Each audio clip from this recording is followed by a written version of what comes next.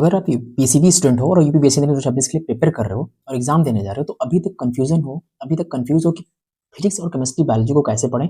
एक छोटी सी गलती आपका सिलेक्शन रोक सकती है। इस वीडियो को स्किप मत करना। और आज हम बात करने वाले हैं कि यूपीपीएससी 2026 के लिए पीसीबी को कैसे पढ़ना चाहिए स्टेप बाय स्टेप, ताकि आप रिपीट गलतियों से बचें और एग्जाम में मैक्सिमम स्कोर कर सकें। मैं आपको बताऊं कि ये पीसीबी सब्जेक्ट होता है ना, it is very gold mine subject for the selection. You know very well what is the reality.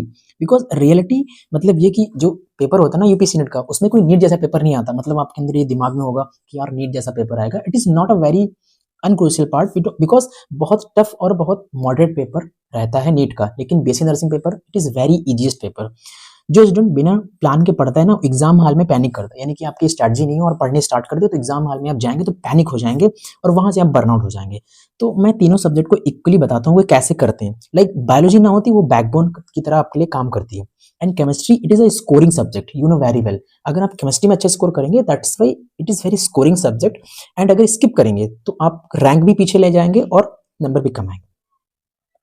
Physics की मैं बात करूं तो सिलेक्शन किलर की तरह फिजिक्स काम करती है अगर आप वीक हैं फिजिक्स में तो।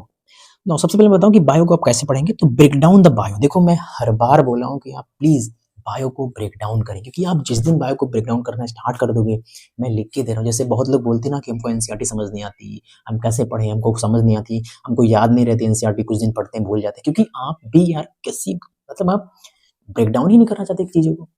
भाई, जब चीजें याद नहीं होती ना, उनको तोड़ना पड़ता है दोस्त, तब जाके वो याद होती है। क्योंकि मैंने किया है तो आपको भी करना पड़ेगा। ब्रेकडाउन कैसे करें। अब जितनी भी बॉटनी और जोलॉजी के हैं एग्जाम्पल, उनको प्लीज कर लें। अगर आपकी 1 घंटे की मेहनत हुई तो 2 एग्जाम्पल अगर आ गए तो भाई 2 नंबर आपके पक्के हो जाएंगे। ठीक है। जितने भी डिसऑर्डर हैं, यानी जितनी बीमारियां हैं, वो आपको लिख लेना है। एंड रेगुलेशन, ये देखो, मैं फीमेल फिजियो का काम बता रहा हूँ, ये आपको करना है। एंड जितने हार्मोन्स होते हैं उनको एक कॉपी में लिखना है। जितनी सारी डेट्स होती हैं वो आपको लिखना है। जितने भी साइंटिस्ट होते हैं वो, और जितने भी ग्राफ्स होते हैं, जितने भी टेबल्स होते हैं, जितने भी फुल फॉर्म होते हैं, जितने भी एक्सपेरिमेंट दिए गए हैं हमारे बायो में, जितने भी नियम्स हैं, जितने भी साइज हैं, जितने भी डायग्राम्स हैं, उनको कर लेना है पहले। जिस दिन आप ब्रेक डाउन कर देंगे ना चीजों को, आपको बहुत जल्दी याद रहेगा। याद इसलिए नहीं होता क्योंकि आप ब्रेक डाउन ही नहीं करना चाहते। जिस दिन आप ब्रेक डाउन करेंगे, आपको पक्का याद हो जाएगा। मैं लिख के बता रहा हूँ। क्लियर बेसिक, बिकॉज आपका बेसिक ही क्लियर नहीं है तो आप कैसे किसी भी चीज को अच्छा कर पाएंगे। Because foundation is the key of any selection, any exam. तो नाउ सबसे पहले आपको बेसिक पे काम करना है। बेसिक कौन सा चैप्टर है? जैसे कि मैं सेल बायोलॉजी की बात करूं तो सेल वाला chapter, and cell cycle, cell division and biomolecule, it is the core of bio. Please don't skip this. And अगर आप बायो को पढ़ना चाहते हैं तो हमको पता है किसी भी बैच में इनरोल हैं तो पहले तो लेक्चर लेते होंगे, ठीक है, फिर उसके बाद नोट्स बनाते होंगे, फिर इसके बाद भाई एनसीईआरटी की लाइन बाय लाइन पढ़ना है, और उसके बाद आपको पीवाईक्यू सॉल्व करना है, फिर जाके शॉर्ट नोट्स बनाना है। ये जो अप्रोच आपने फॉलो किया, दैट आई विल गारंटी कि आप बायो को कभी भी भूल नहीं सकते। आप कोई भी सब्जेक्ट, कोई भी चैप्टर उठा लें, आपको बहुत जल्दी समझ में आएगा। लेकिन हाँ, ये तरीका आप बिल्कुल फॉलो करना है भाई, तब जाके होगा। केमिस्ट्री को कैसे पढ़ें, तो सेपरेट आउट करो केमिस्ट्री में भी। देखो, ये जो डिफरेंशिएशन और इंटीग्रेशन वाला मेथड है ना, हर एक सब्जेक्ट में लगा लो। मैं बता रहा हूँ, आप जब भी एग्जाम आएगा ना, आपका बहुत जल्दी याद रहेगा हर चीज। जितने भी फॉर्मूला है उनको अलग करो, जितने भी नियम है उनको अलग करो, जितने भी यूनिट्स है उनको अलग करो, जितने भी ग्राफ्स है उनको अलग करो, जितने भी प्रोसेस है उनको अलग करो, जितने भी नेम रिएक्शन है उनको अलग करो, और जितने सारे रिएजेंट आपके दिए गए हैं केमिस्ट्री में उनको अलग करो। और जितनी सारी रिएक्शन हैं उनके टाइप हैं जितने, जैसे कि सल्फोनेशन, नाइट्रेशन है ना, ऑक्सीडेशन, रिडक्शंस, तो जितनी सारी आपकी रिएक्शंस दी गई ना, इनको प्लीज सेपरेट करो।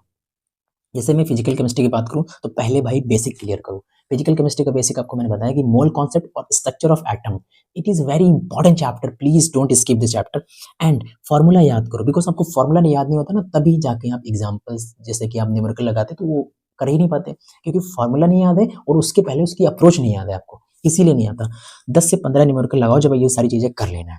ऑर्गेनिक रिएक्शन को कैसे करना है भाई, एनसीईआरटी पढ़ो और एनसीईआरटी की जितनी रिएक्शंस है उनका लिखो, और नेम रिएक्शन सारी लिखो, और प्रीवियस ईयर क्वेश्चन पेपर लगाओ। उसके लिए मैं सीटीसी बुक प्रेफर करूंगा, अगर आप चाहे तो उससे लगा सकते हैं, वरना मैं करा ही दूंगा सिलेक्शन वाली सीरीज में। एनसीईआरटी फिर उसको रीड करना है। इन ऑर्गेनिक के लिए मैं बात करूं तो जितने भी डायरेक्ट एनसीईआरटी पढ़ो, टेबल्स, कलर जितने हैं, एक्सपेक्शंस है वो करो, और एनसीईआरटी जितनी भी सीटीसी है वो लगाओ।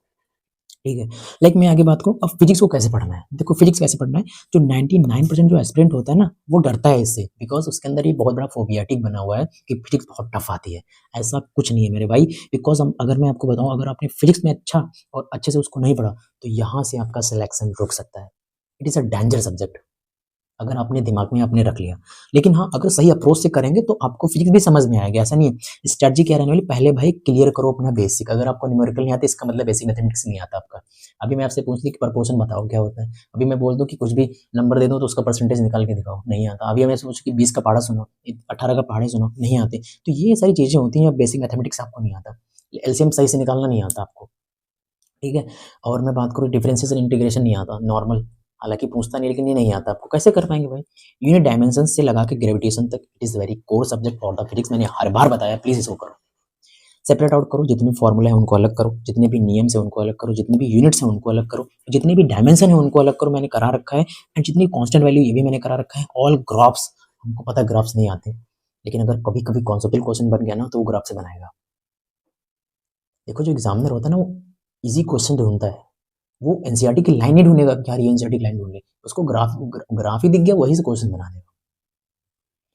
तो स्ट्रैटेजी क्या रहने वाली दोस्त, ये फॉर्मूला कॉपी में लिखो, एंड उसके बाद दोस्त कि आप 20 से 25 क्वेश्चंस लगाओ अगर आपसे बन रहे हैं तो, और पीवाईक्यू पे ज़्यादा फोकस करो, और इंपॉर्टेंट चैप्टर मैंने वो बता रखे हैं, एनसीईआरटी रीड करो, और इंपॉर्टेंट चैप्टर के लिए मेरी वीडियो आप देख सकते हैं।